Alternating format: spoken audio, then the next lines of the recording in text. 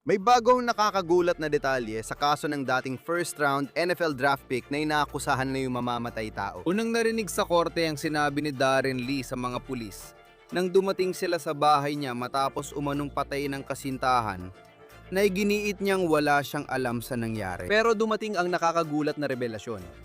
Ayon sa mga piskal, ito raw ang tinanong niya sa ChatGPT pagkatapos ng pagpatay at bago siya tumawag sa 911. Narito tayo sa kasong iniharap ng Law and Crime. Ako si Chris Stewart.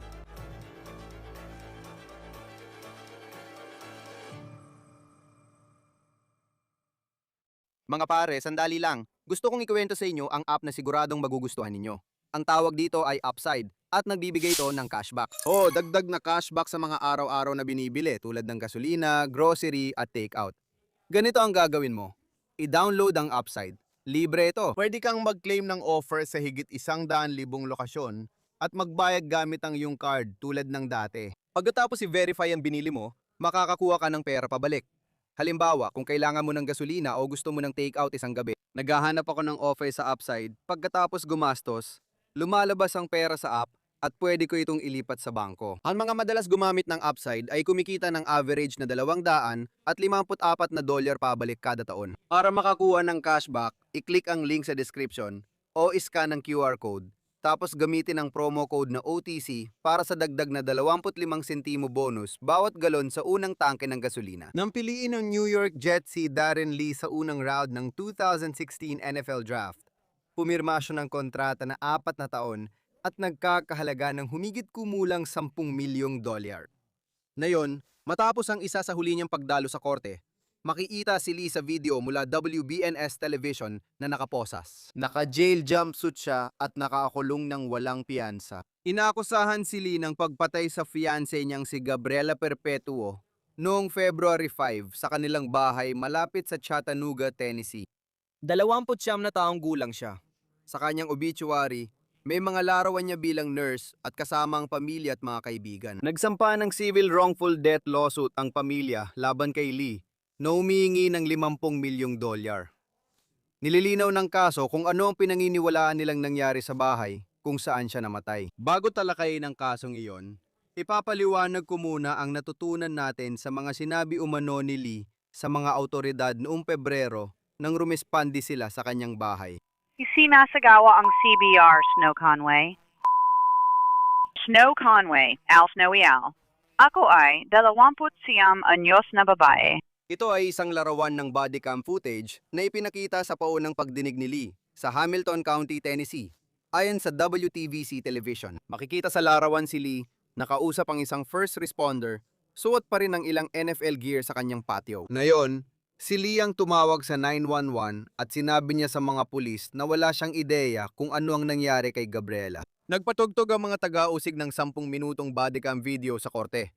Ayon sa WTVC, narinig si Lee sa video na nagsabing hindi siya nagsasalita ng kahit ano. At doon ko agad tinawagan ng 911. Sabi ko, ano nangyayari? Pero pagkatapos, inilantad ng mga taga-usig ang sinasabi nilang 12-12 ng mensahe na ipinadala ni Lee sa ChatGPT. At sinasabi nilang patunay ang mga mensaheng yon na alam niya mismo ang nangyari kay Gabriela at siya umano ang gumawa nito. Bago natin talakayin ang papel ng ChatGPT, dapat muna natin pag-usapan ang pagbagsak mula sa danggal ni Darren Lee. Sa totoo lang, hindi sapat ang pagbagsak mula sa danggal kumpara sa lahat ng meron si Darren Lee sa buhay niya. Si Lee ay natatanging atleta sa kolehiyo at linebacker ng Ohio State. Noong 2015, naging defensive MVP siya ng Sugar Bowl nang talunin ng Buckeyes ang Alabama. Nakagawa siya ng 7 tackles, 3 para sa loss at 2 sacks. Ngayon, kahit di mo alam ang football, malalaki ang mga numerong yon. Isa yon sa pinakamagandang laro ng Buckeyes sa nakalipas na 20 taon. Dahil napanalunan nila ang national championship nung taon na yon. At pagkatapos, nung tagsibol, si Lee ay kumita ng malaki dahil pumirma siya ng kontrata na mas malaki pang halaga kaysa sa nakikita ng karamihan ng tao sa buong buhay nila. Siya ang ika-20 overall pick ng New York Jets sa NFL Draft, kaya pumunta si Lee at naglaro sa pinakamalaking media market. Milyonaryo na siya, pero di kasing ganda ng college career ang professional niyang karera. Sandali lang siya sa New York at may tumatawag sa kanya na bust. Nagpalipat-lipat pa siya ng ilang taon Kabilang na ang paglalaro niya sa Chiefs noong 2019 kung saan nanalo pa siya ng Super Bowl. Naglaro din siya para sa Raiders at Bills. Ngayon, kahit hindi siya Hall of Famer sa NFL, aminin na lang natin, sa pera dapat ay maayos ang kalagayan niya. Kumita siya ng mayigit 10 milyon pero ang huling season niya ay 2021. Sabi ng abogado ng pamilya ni Gabriela, hindi na raw nagtrabaho si Lee sa nakaraang 5 taon. Kahit maayos ang kalagayan niya sa pera, si Lee ay nagkaroon na ng mga kaso sa batas at issue sa domestic violence bago pa ang kasong pagpatay. Noong 2023, inaresto siya sa Franklin County, Ohio dahil sa kasong domestic violence na may kinalaman sa pananakit. Sa bandang huli, umamin siya sa kasong pananakit sa kasong yon at naglabas ng utos na huwag siyang lalapit sa biktima. Ayon sa lokal na media, inakusahan si Lee ng paulit-ulit na pagsuntok sa mukha ng isang babae. Sa pinakababong pagdinig ngayong linggo sa Tennessee para sa kasong pagpatay, iniulat ng mga piskal na si Lee ay nasa probation. Sa kasalukuyan, ito ay tungkol sa isang kaso sa Florida kung saan siya ay kinasuhan ng aggravated assault gamit ang nakamamatay na sandata. Ngayon, alam mo na ng kaunti tungkol sa kanya. Makikita mo na siya ay isang tao na tiyak na nagkaroon ng maraming pagkakataon, ngunit sa parehong panahon ay may magulong na karaan pagdating sa domestic violence sa loob ng legal na sistema. Pumunta tayo sa Pebrero 5 at sa sinasabi ng taga-usig na nangyari kay Gabriela dito sa Hamilton County, Tennessee. Nang dumating ang mga pulis, mga 1:30 ng hapon yun. Sabi ng mga pulis na kinausap nila si Lee at sinabi raw niya na wala siyang alam kung ano nangyari kay Gabriela.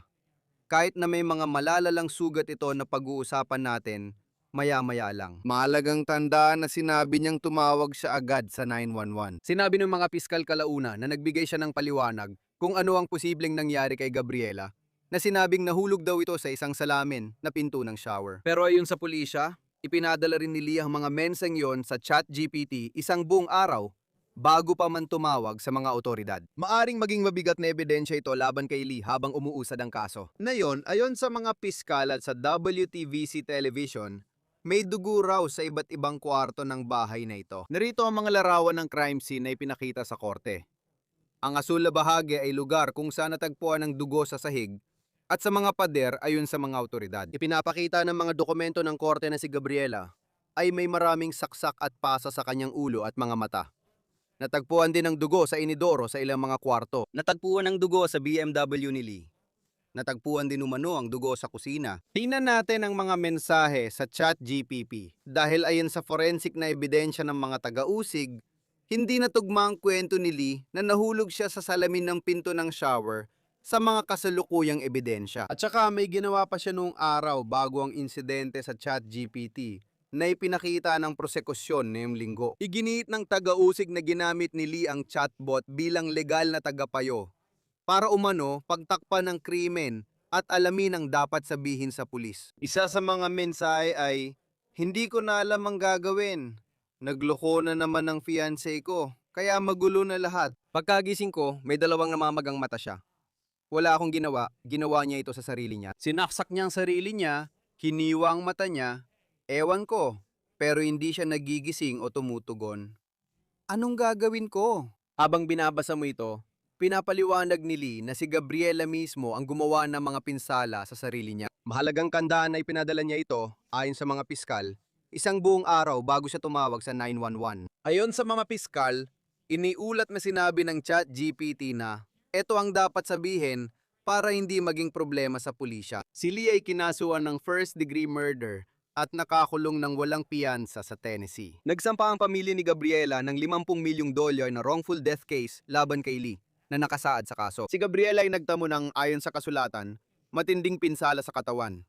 Kabilang ngunit hindi limitado sa blunt force trauma sa ulo na nagresulta sa matinding pinsala sa utak, nabaling cervical spine/leg, maraming saksak at sugat sa dibdib, tiyan at binti, malawak na galos at pasa sa kaliwang bahagi ng kanyang muka, at mga bakas ng kagat ng tao na natagpuan sa katawan ng namatay, na tumutugma sa marahas na pisikal na pakikipagbuno at sinadyang pananakit. Ang hukom, matapos ang pagdinig-ukol sa probable cause, ay nagpasyang may sapat na dahilan upang ituloy ang kasong ito, at ito ay iniulat na dadalhin na sa isang grand jury.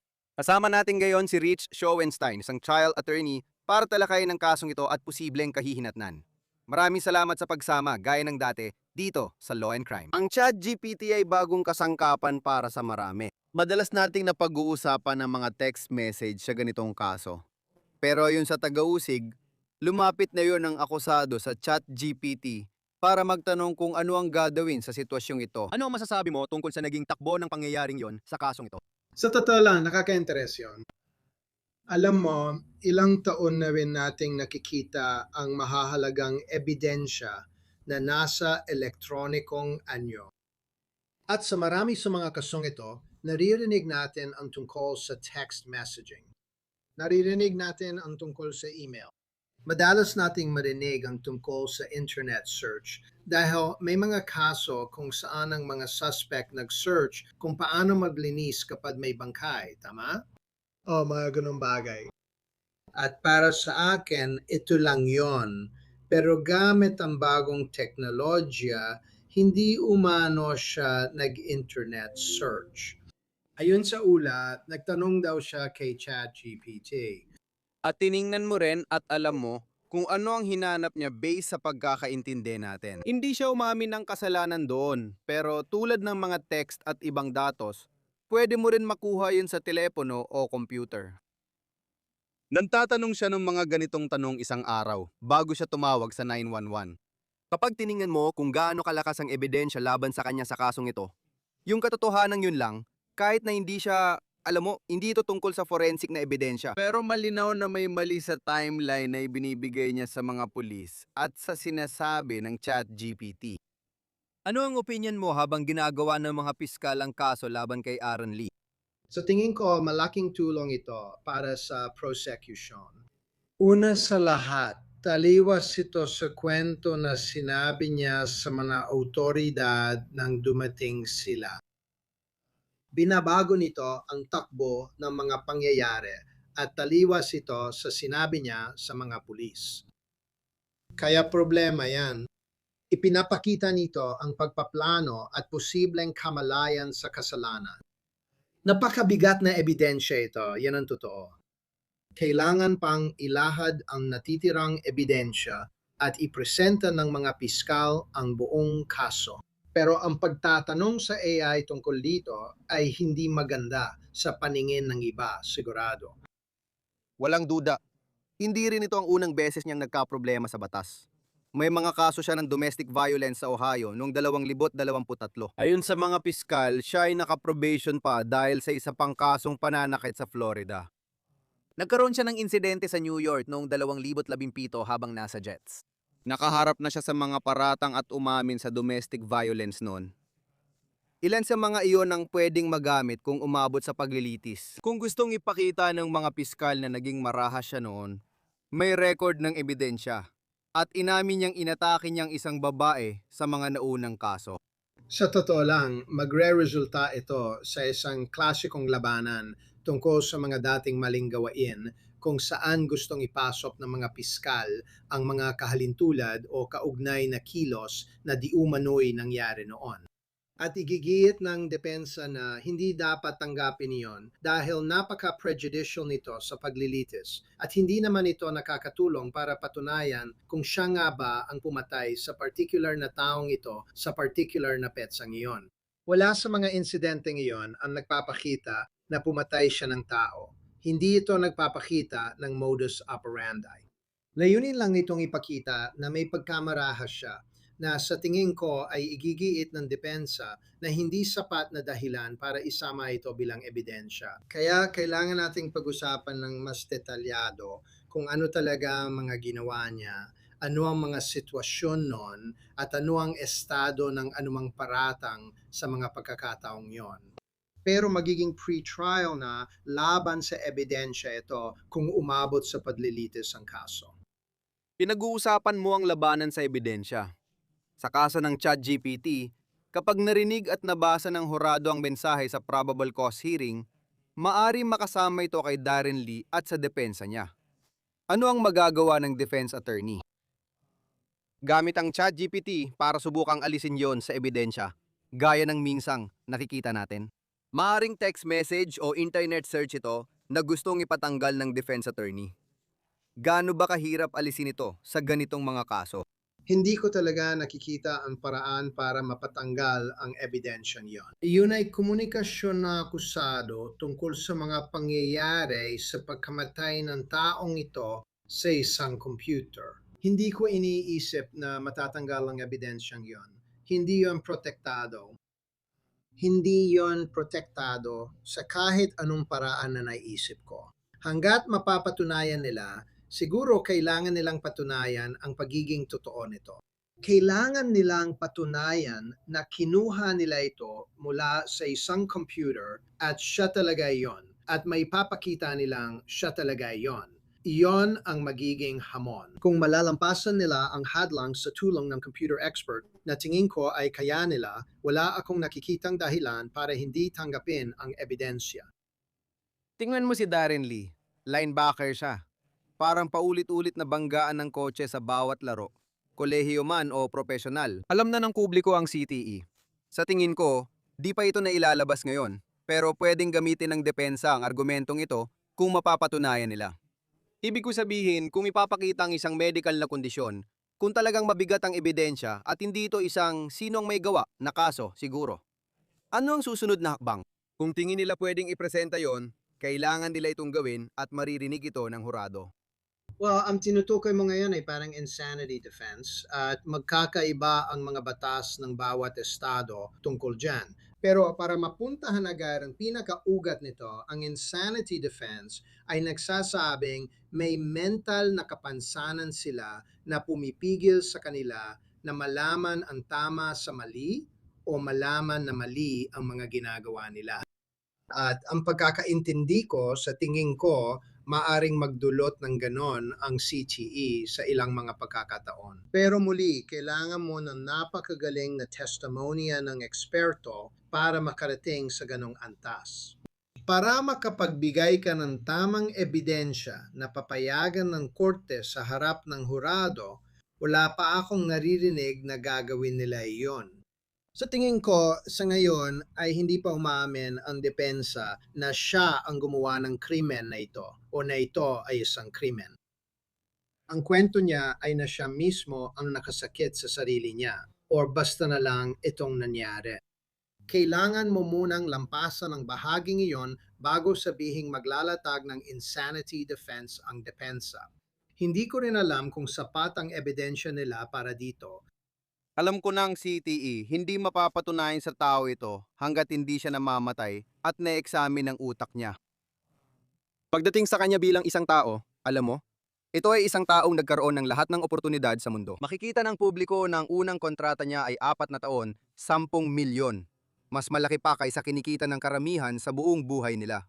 Sa ilan sa mga kasong ganito, kapag may matibay na ebidensya laban sa isang akusado, gaano kahalaga ang kwento ng tao at ang pagbuo ng isang simpatikong imahe ng akusado pagdating sa mga kasong pagpatay na ganito. Sa tingin ko, kung ikaw ang nasa depensa, gusto mong gawin yon lalo na kung aabot sa paglilitis ang kaso dahil isa siyang professional na manlalaro ng football. Kaya ang magiging akala ng hurado ay may pagkamarahas siya dahil ang football ay laro ng karahasan. Tama ba? Hindi ko yan masamang ibig. Nanonood din ako ng football. Minsan napapaisip ako kung dapat ko bang panoorin to, pero pinapanood ko pa rin. Isa itong laro ng karahasan at ang mga taong naglalaro nito, at siya ay naglaro bilang linebacker. Yan ang taong nananakit ng kapwa bilang trabaho, marahas, at sinusubukang pabagsakin sila sa lupa. Kaya ang pagsasabi ng mas komplikadong kwento tungkol sa kanyang pinagmulan, pagpapalaki at pagsubok na ipakita ang kanyang pagkatao ay magiging magandang hakbang ng depensa para palakasin ang kanilang kaso. At syempre, inaakusahan pa lang siya ng mabigat na pagpatay. Hindi pa rin tinatanggap ng depensa na siya ang may gawa nito. Gaya ng sinabi namin, nagising siya na hindi alam ang nangyari at makita na lang niyang biktima sa ganitong kalagayan. Samantala, naroon ang prosekusyon. Wala pang pahayag kung isusulong ang death penalty sa kasong ito. Pero may death penalty ang Tennessee. Sa ngayon, malayo pang paglilitis. Pero anong negosasyon ang nagaganap sa pagitan ng depensa at prosekusyon? Mukhang may leverage ang prosekusyon dahil pwede nilang gamitin ang parusang kamatayan bilang panakot. Patuloy na maiginigiit ng depensa na hindi siyang gumawa nito. Sa tingin ko, darating din sa punto na magkakaroon ng negosasyon. Ibig kong sabihin, parang ito yung klase ng kaso na maaring alisin ng prosecution ang parusang kamatayan kung makakakuha sila ng guilty plea. It is parang kabilang ito sa kategorya ng crime of passion. Kahit na may argumento na may pagkamarahas siya, pero hindi ito mahirap makuha ang parusang kamatayan sa kaso na iisang biktima lang tulad nito, lalo na kung kilala ng akusado ang biktima.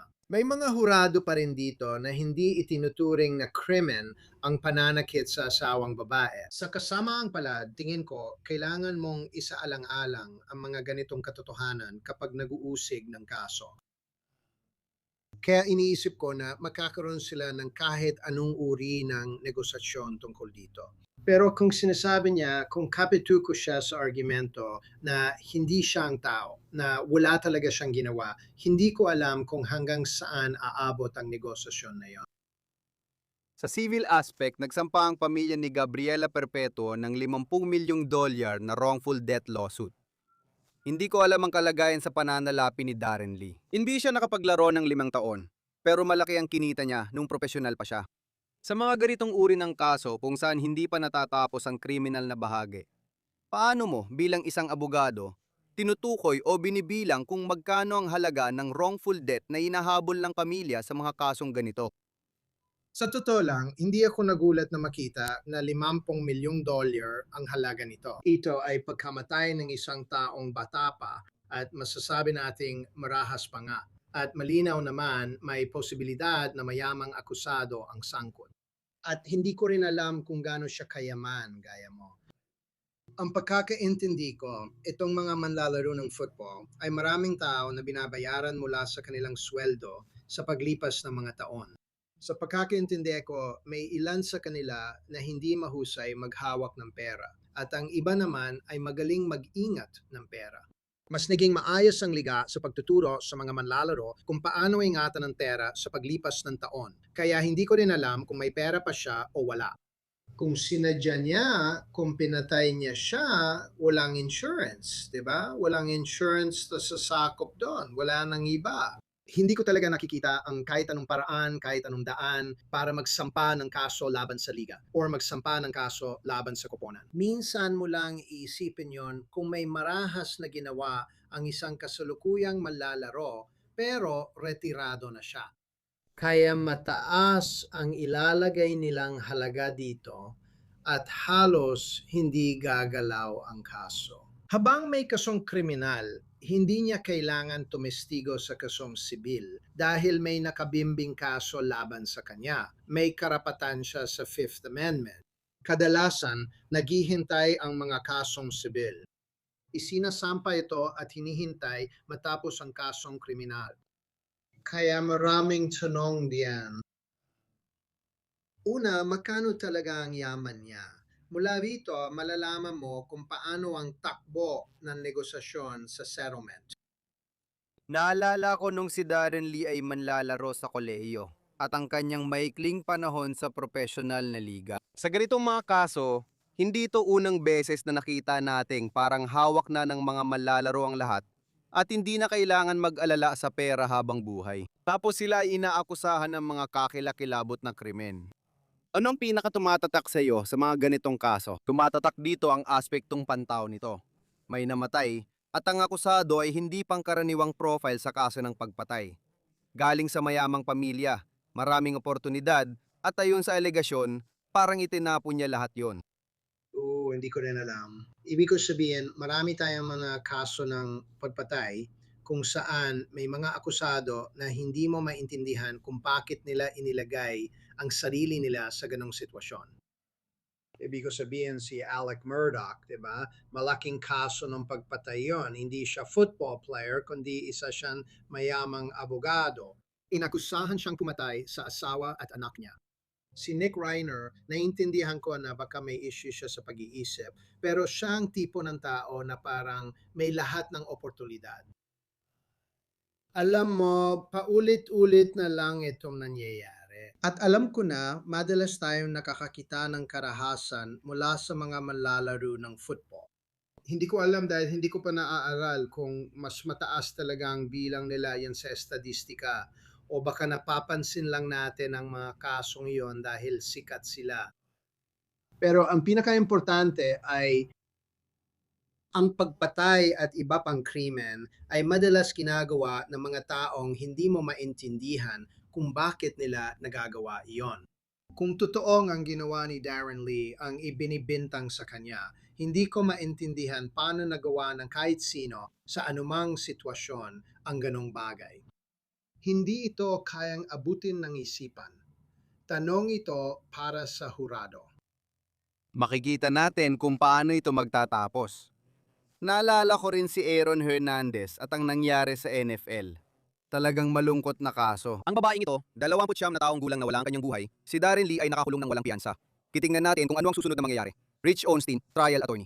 Laging masaya kaming makasama ka sa Law and Crime. Salamat sa pagpunta rito. Masaya akong nandito. Ingat ka. Dito nagtatapos ang On The Case na hatid ng Law and Crime. Mag-subscribe sa YouTube, Spotify at manood sa Peacock. Ako si Chris Stewart. Hanggang sa susunod.